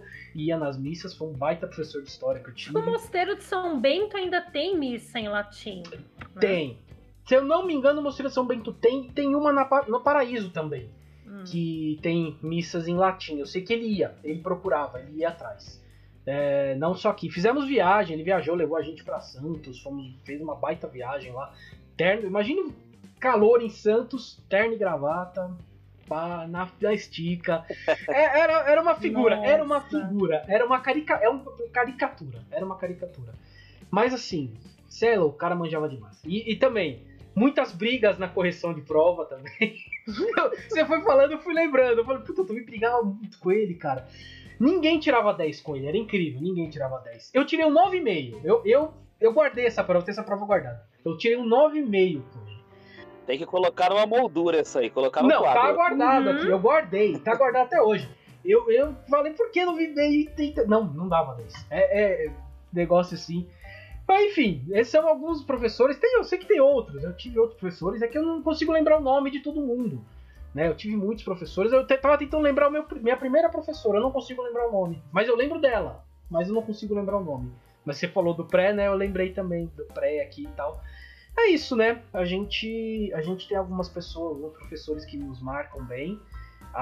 Tenho certeza que a Carol aí tem muito aluno que deve lembrar bem, né, dela, assim, dela ensinando. Tenho certeza que sim, que você deve ter sim.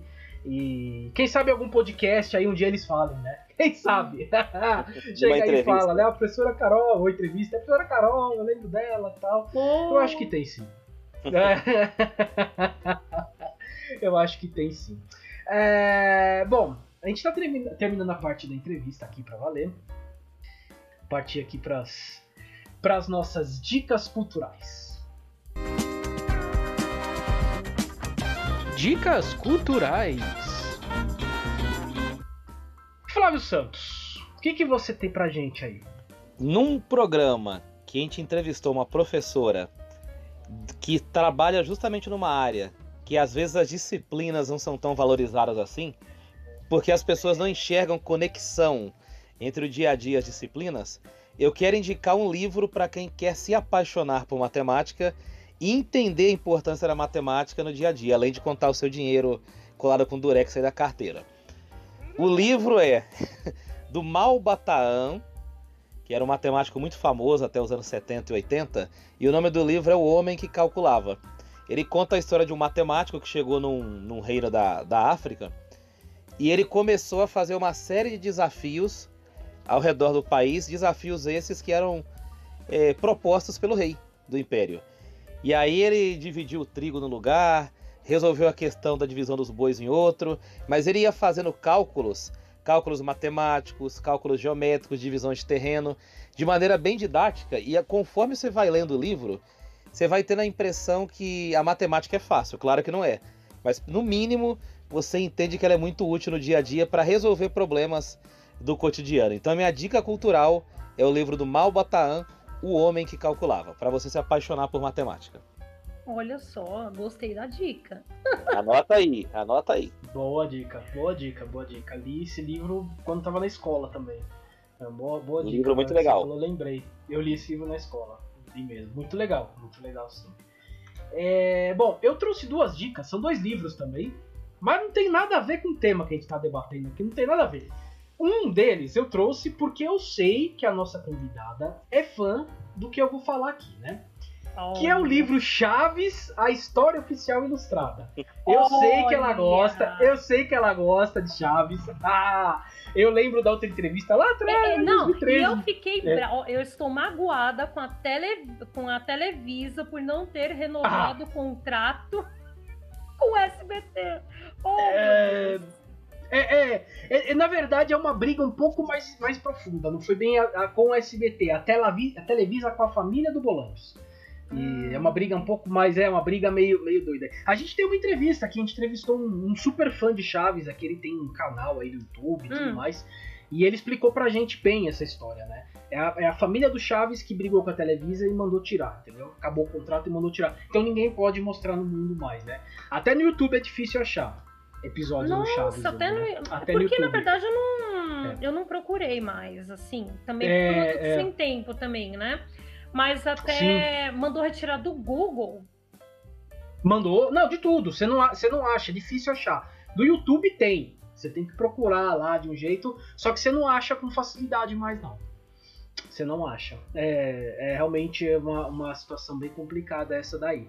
Aí eu trouxe esse livro, o livro da vida do Roberto Bolanhos. É claro, é bem chapa branca, afinal ele mesmo escreveu o livro. Claramente você não vai ter histórias da briga dele com o Kiko, da briga dele com a Chiquinha. Claramente não tem. Mas apesar disso, como eu disse, ilustrada porque tem muitas fotos. Muitas fotos dele criança, muitas fotos dele adulto, depois do Chaves, né? Depois que o programa Chaves terminou, ele continuou na carreira. É um livro bem gostosinho de ler, viu? Você pega pra ler aí rapidinho pra ler, é bem gostoso e dá pra quem gosta aí do Roberto Bolanhos e tal. É um livro bem interessante. E o outro livro que eu trouxe é A Ascensão do Van Halen, da banda Van Halen, né? E por quê? Por que eu tô trazendo esse livro? Acho que eu já dei até como dica esse livro há um tempo atrás. Porque agora, dia 6, fez um ano da morte da Ed Van Halen, né? Nossa, um ano já. Foi coisa de 3, 4 meses atrás. Pois é, faz um ano. Foi agora, dia 6. E eu sou um super fã da banda, né? Puta merda, no dia do Van Halen. Não, mas Van Halen é Van Halen, né? É Van Halen, nossa, foi um dia muito triste. Eu fiquei muito mal, muito mal. E nessa semana eu fiquei muito triste também, a ponto de chorar, porque o David Lee Roth falou que vai encerrar a carreira dele. Ele vai fazer mais 5 shows e acabou, a carreira dele acabou. Falou que não vai mais se apresentar. É outro dia que eu fiquei assim, que puta, que merda, entendeu? Então esse livro que eu tô trazendo aqui é o início do Van Halen, é o pré-fama, é aquela parte antes da fama. Como o David Lee Roth conheceu o Ed Van Halen e tal. E é um livro muito gostoso de ler, é muito gostoso. Conta aí a história de como o Kiss queria levar o Ed Van Halen. O Kiss não, né? O Gene Simmons queria montar uma banda com o Ed Van Halen, antes do Van Halen fazer fama. E, enfim, é uma história muito legal de se ler aí. E, enfim, já que fez um ano aí, eu sou muito fã de Van Halen, então tá aí, procurem esse livro, A Ascensão do Van Halen. Muito bom livro. Você, Carol, vai lá. Além de um livro, né, eu trouxe algumas dicas culturais, né, mas falando de uma maneira geral, para o pessoal que não quer ficar em casa, né, já que meio que está liberando geral, né, mas esse liberando geral tem que ter cautela, evidentemente, né, mas vamos ao nosso livro, primeiramente, né. Tem uma historiadora, você deve conhecer algo sobre ela, Luiz, já que você é historiador, né? Mas vocês já devem ter ouvido falar, que é a Mary Del Priore, né? Eu adoro. Muito boa. Né? Muito boa. Eu particularmente, eu faço parte de um grupo chamado Filhas de Avalon. Nós estudamos mulheres, né? Escritoras mulheres, né? Eu conheci esse grupo porque ele faz parte da Universidade Federal do Ceará. Então, inclusive, nós estamos lançando um e-book. É a segunda edição do e-book. Legal. E o meu artigo está saindo nele. Olha. Que eu estou fazendo em dupla com uma colega, né? Já ele está saindo a edição dele agora ainda esse ano, né? Que cada membro, né, do grupo escolheu uma autora e nós fizemos um artigo ou um ensaio, né? Dependendo qual foi a escolha, né? Da dupla, né? E aí ele está saindo agora. E nós voltamos, a gente parou agora no recesso do meio do ano e nós voltamos com mais uma edição com outras autoras. As reuniões nós fazemos online, né?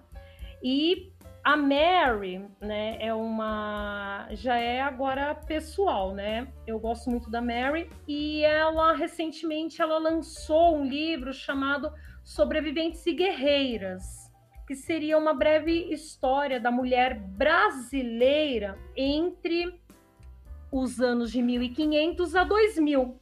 É bem bacana o livro, viu, gente? Ela se aprofundou, né, nas condições da mulher brasileira nesses 500 anos, tá? Então, acho que a leitura aí é bem válida, principalmente no contexto da pandemia, né? Que vocês devem acompanhar os números que, infelizmente, a violência doméstica aumentou, assim, astronomicamente. Feminicídio também.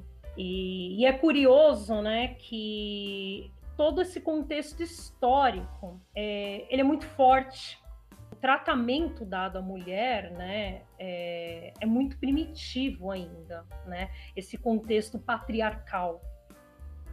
Então a Mary, ela lançou esse livro Sobreviventes e Guerreiras. Vale muito a pena a leitura, tá, gente?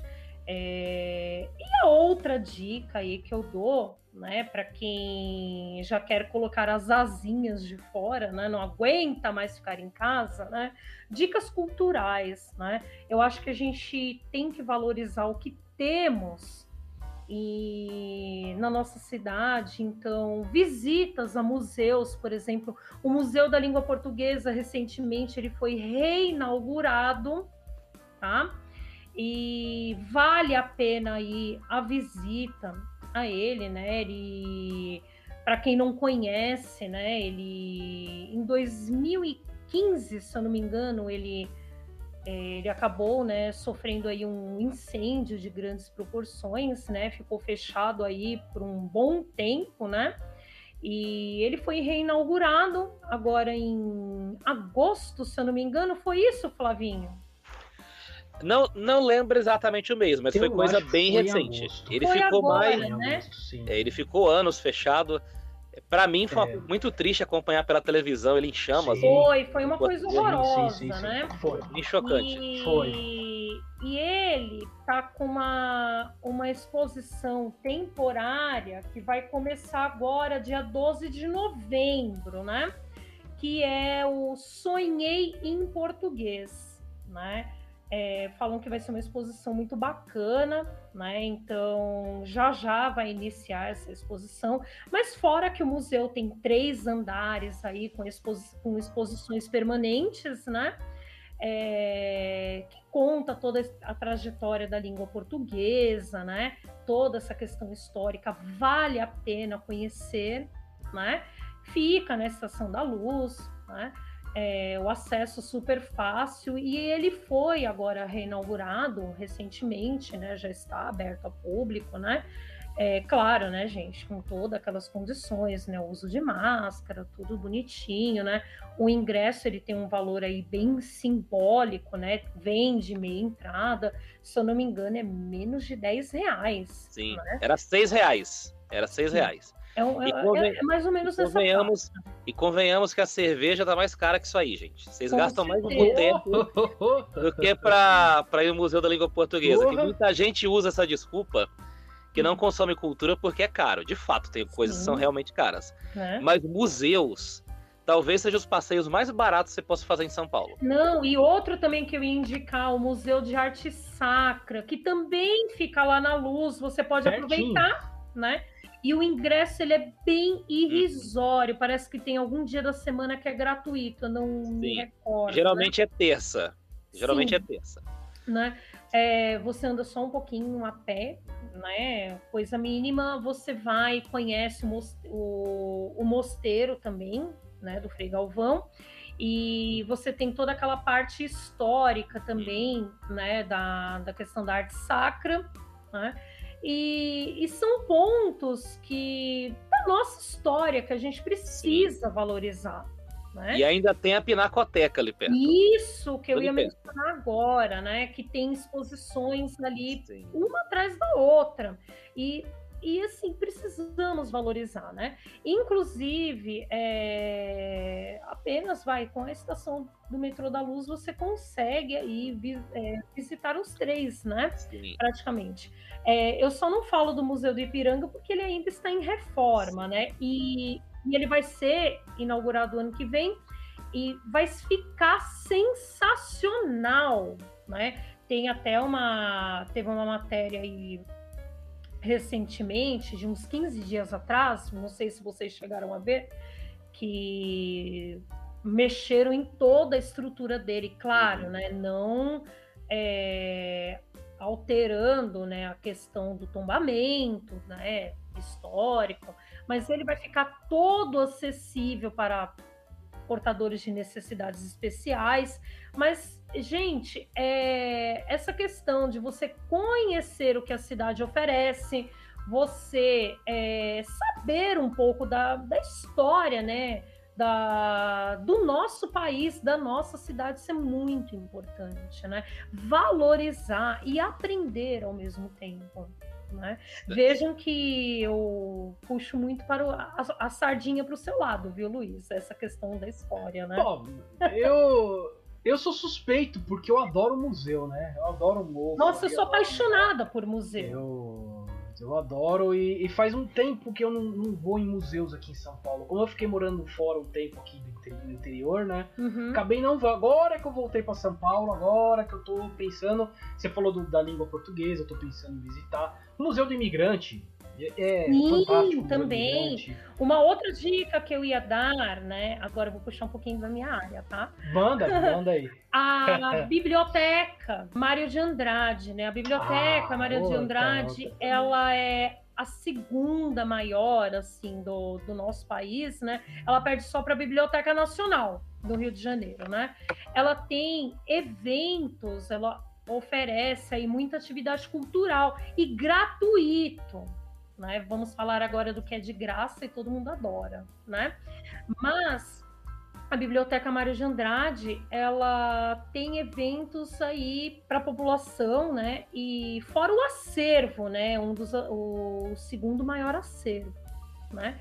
E aberto à visitação, né? Agora que as regras estão um pouquinho mais flexíveis, né? Vale a pena conhecer também, né, gente? E o acesso também ela é fácil, né? A Biblioteca Mário de Andrade, ela fica, se eu não me engano, é ali na Rua da Consolação, pertinho do metrô República, né? Tem um acesso aí bastante facilitado, né? Vale a pena o pessoal conhecer também, né, gente? Biblioteca, como eu mencionei para vocês, é um espaço assim que abre a imaginação da gente, o contato com os livros, né? E a gente precisa valorizar as nossas bibliotecas, né? Tem a Biblioteca São Paulo também, que é no metrô Carandiru, ali onde tem o Parque da Juventude, né? Que é um espaço super bacana também. Tem um acervo bem legal, um espaço para as crianças. Mas a Mário de Andrade é a que tem o maior acervo, né? Então a gente precisa levar as crianças para ter esse acesso desde pequenos, desde pequenininhos com os livros, né? Para despertar esse interesse. Que é importante, né? É essencial as crianças já terem esse acesso, né? Para ter esse contato com o mundo da leitura, né? Vocês não sabem o quanto faz bem. Carol, só ficou faltando você falar o nome do livro que vai sair, do seu e-book, que você falou que você vai participar. Ficou faltando falar o nome dele. Bom. O nome do bendito, né? Então, ele tá em edição ainda, né? Nós estamos organizando, né, os textos, né? Que eu falei que queria até o final do ano ele ia sair, né? Ele vai sair com o nome do grupo mesmo, Filhas de Avalon. Filhas de Avalon, legal. Né? E aí, aí, como eu falei, ele vai ser como se fosse uma miscelânea, ou ensaios ou artigos, né? No caso, o meu com mais da outra colega é um artigo. Nós vamos falar sobre a Mary Shelley. Que legal. Do Frankenstein, né? E aí nós fizemos um estudo. Aí tá em edição ainda direitinho. Assim que sair, eu vou avisar vocês. Avisa sim, que eu vou querer baixar depois pra ler. Não, com certeza. Aí vocês vão fazer a divulgação também. Claro, a gente posta aqui. Com certeza. Também fala assim, com toda certeza, Mas é isso, vamos passar agora para os nossos salves, chamegos e sapatadas. Salves, chamegos e sapatadas. Boa. Bom, hoje eu tô no momento Maguila aqui, né? Tô com um monte de salve pra mandar. Tem uma lista. Apesar que a lista, na verdade, é das pessoas que mandaram as questões, né? Mas tem um nome aí que você vai fechar com chave de ouro na lista. Esse nome em especial, depois eu vou dizer o porquê. Especial. Mas é aqui, as pessoas que mandaram as questões, que é o Aloysio Júnior, a Natália Soriano, a Pamela Cristina Albino, a Stephanie Angélico, né? Ela colocou como Esther, mas é Estefânia. Estefânia, isso, Estefânia Angélico, a Vivian Borges e a Ludmila e Allen, né? São essas pessoas que mandaram aqui pra gente. Salve pra vocês, muito legal.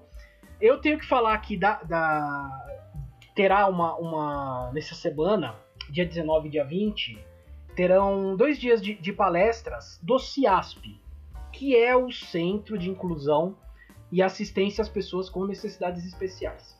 Serão 2 dias de palestras à noite, né, pelo YouTube. Será 1h30 de palestra cada dia, que vão falar um pouco sobre essa questão da inclusão das pessoas com deficiência e tudo mais. E vocês que estão ouvindo aí, vai ser dia 18 o episódio, né? Vocês podem se inscrever e ainda ganha certificado, tá? Então, estamos fazendo a propaganda aqui. A minha namorada é uma das fundadoras da CIASP, lá de Indaiatuba. E é muito legal o trabalho deles. E a minha voz vai aparecer por lá. Eu tô editando os vídeos, eu tô fazendo um trabalho aqui para eles de edição de vídeo e tal. E eu vou narrar algumas partes, eu vou narrar a apresentação, alguma coisa. Então minha voz vai estar lá. Então, quem quiser participar, se quiser um certificado, se quiser apenas assistir, vai estar livre. Eu vou deixar todos os links depois aqui. Como eu sempre deixo os links, tudo que a gente fala aqui tá tudo no link da postagem, eu vou deixar também. Eu vou ganhar o certificado de hoje? Olha, a gente pode mandar um certificado. Se vai valer pra alguma coisa, eu recomendo não colocar no currículo. Não, eu não vou pôr no currículo, não. Isso, eu recomendo nosso certificado não colocar no currículo. Eu acho que vai jogar contra, né, Flávio? Eu não sei, eu acho. A gente pode imprimir aí um xerox na papelaria e... eu invento aqui. Se tipo, quiser, a gente inventa. Quiser, eu faço certificado agora. Aqui. A gente faz aqui. Mas com toda a pompa e circunstância, imagina. A gente faz aqui. Mas é isso, quem quiser assistir, dia 19 e dia 20 agora de outubro, beleza? E o último aqui que o Flávio tava falando desse nome é o Mikael, o grande Mikael. Foi aniversário dele essa semana. Nosso grande fã aqui. Ele que é o pequeno príncipe, ou melhor, o Ronivon da rodovia Ayrton Senna. Mikael, grande Mikael. Ele fez aniversário, 21 anos. O entrevistado que a gente foi na casa dele, né? Ele também é uma pessoa com deficiência, ele tem cadeira de roda e tal. Então a gente foi lá, fomos na casa dele, entrevistamos ele, falamos sobre inclusão. Você vê, vamos ter uma semana da inclusão e falamos com ele sobre inclusão. Foi o único. Então, parabéns aí, Mikael, 21 anos. Olha só, Flávio Santos. Tá na flor da idade. Tá na flor da indecentes 21 anos do Mikael. Mikael Midas. Ele foi o único ouvinte que nós visitamos. E eu acho que a gente tem um baita prejuízo lá, que a gente comeu pra caramba, né? Vocês foram matar a fome na casa do rapaz. Vamos matar a fome. Me convidaram. Eu avisei. Eles não quis fazer despeito, pra falar a verdade. Eu falei, olha, não precisa, aliás, outros ouvintes que quiserem nos convidar, a gente estamos aí. Tamo aí. O estômago continua vazio. Vocês vão ficar o dia todo sem comer pra acabar com a dispensa. A ideia é essa. A intenção é essa. Eu quero mandar 2 salves especiais, que são salves jabás, que já estão populares por aqui. Eu tô agendando ainda, falta só fechar a data final, com a Thaís Costa, que é educadora financeira e consultora financeira. E a gente vai ter uma live especial para você tirar suas dúvidas sobre vida financeira. Tá com o nome no SPC, quer comprar um AP, quer comprar um carro, enfim, o que você quiser fazer, ela vai tirar suas dúvidas nessa live. Teve um episódio que a gente anunciou um tempo atrás e acabou não rolando, mas tá quase certo que vai rolar já na próxima semana, falta só fechar o horário, que é um episódio sobre cirurgia plástica. Vai ser a sua chance de tirar todas as dúvidas sobre cirurgia plástica, lipoaspiração, tudo que você quiser. Mande sua dúvida, a gente vai fazer provavelmente um episódio patrocinado para alcançar um número maior de pessoas. Hoje o Brasil é o país depois dos Estados Unidos que mais faz cirurgia plástica no mundo. É um tema que está bombando aqui e a gente vai falar com uma cirurgiã plástica sobre este assunto logo nas nossas redes sociais, o dia e a data para você tirar a sua dúvida. Certo, Luiz? Certo, isso aí, isso aí. Teremos um episódio para falar sobre questões de gênero, vamos falar sobre o gênero não binário, hein? Teremos uma entrevista bem legal aqui também, entender um pouquinho sobre isso aí, que eu realmente não entendo, disso eu não entendo nada. Entendo nada mesmo, eu tô conversando com a pessoa, eu pedi pra ele me ajudar, eu falo, olha, me fala o que a gente precisa falar sobre isso, pra gente não pisar na bola aqui, e pra ter um tema que dê pra gente entender, né? Então teremos essa entrevista também, vai ser logo aí, logo tá saindo também, bem legal, bem legal. Cara, muita gente boa, viu, que a gente vai conversar aí, cara, gente boa. Logo tá no ar, valeu. Agora é com você, cara, com você, é o nosso momento Se Consagra, manda salve pra quem você quiser, faz sua propaganda, agora é com você. Eu posso mandar meus beijos agora? À vontade. À vontade. Bom, eu quero mandar um grande beijo para os meus colegas de profissão, né? E que a luta é diária, né? Mas que não vamos desistir. Sou muito feliz pela profissão que escolhi e tenho muito orgulho dos meus alunos, dos meus ex e dos meus alunos, e desejo um caminho de sucesso, um caminho promissor. Para os meus colegas, muita paz e prosperidade. E que vamos continuar aí nessa caminhada. E eu quero mandar um beijo especial para a Vivian, né? A Vivian mandou a questão para mim, né? A Vivian está longe, está no Canadá, e eu espero vê-la em breve. Vou aí na casa dela, que não demore muito. Quero mandar um beijão para Ludmila, minha grande amiga, e estamos juntas sempre. Para Natália, para Maísa, minhas grandes amigas, professoras, que são profissionais assim, sem palavras para descrevê-las. Mandar um beijo também para Estefânia, para Alessandra, que são minhas amigas que atuam junto comigo, são profissionais que são maravilhosos também. E se eu for descrever todos, a gente vai ficar aqui a noite inteira.